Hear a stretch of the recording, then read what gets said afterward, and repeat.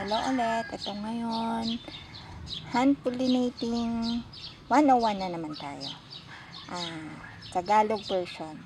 So before mag start, make sure sterilize nyo lahat ng gamit, gamit ang rubbing alcohol or 70% solution alcohol. So let's start. So,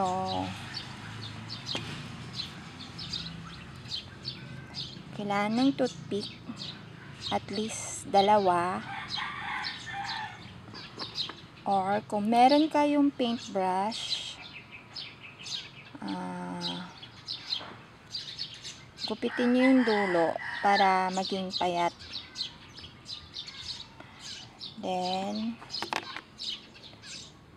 manicure scissors.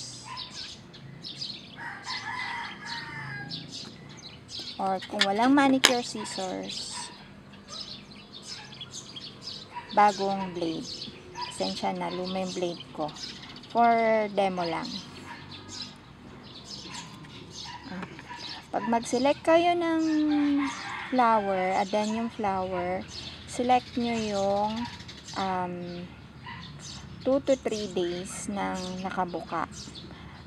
Make sure tuyo yung loob, hindi naulanan bago nyo i-hand pollinate. So, una, bubuksan natin yung addenium para ma-expose yung part kung saan natin kukunin yung pollen.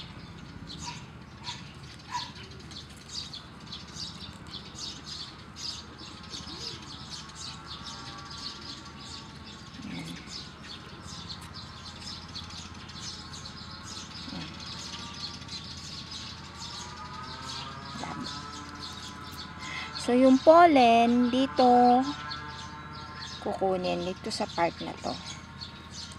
Para ma-expose siya, tatanggalin natin yung, hindi ko alam kung anong tawag dito.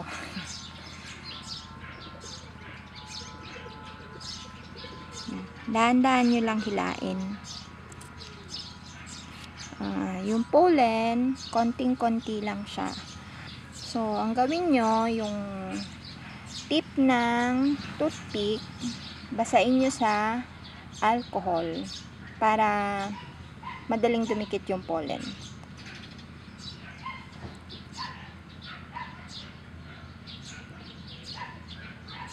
Yan. Konting-konti lang talaga yung pollen na nakuha.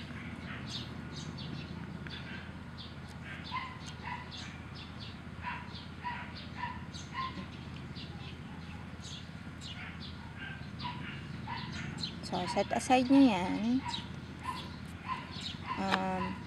Pwedeng same flower yung i-pollinate nyo or kumuha kayo ng pollen from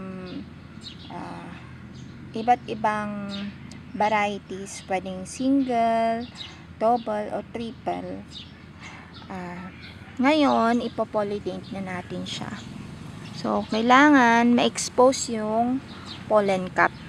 So, gamitin nyo yung scissors or yung blade.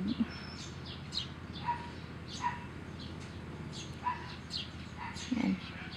Kung may tiyan o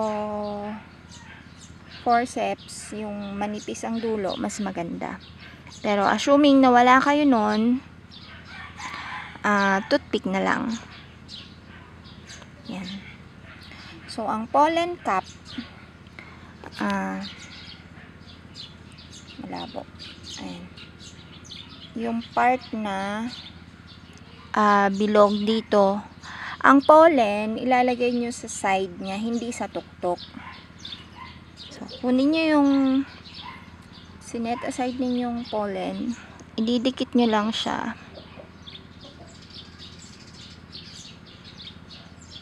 Yan.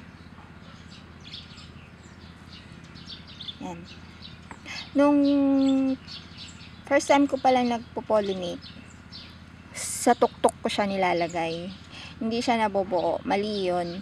dapat pala sa side. Yan, dito. So, after nyo ma-pollinate, takpan nyo siya. Pwedeng lagyan ng tape. Then, lagyan nyo ng label kung kailan na-pollinate. Pag successful ang pollination, usually 10 to 15 days, makikita ninyo kung mabubuo na yung parang sungay na maliliit. Kung hindi siya successful, mauhulog ka agad yung tangkay na humahawak sa flower. Yun lang. So, good luck!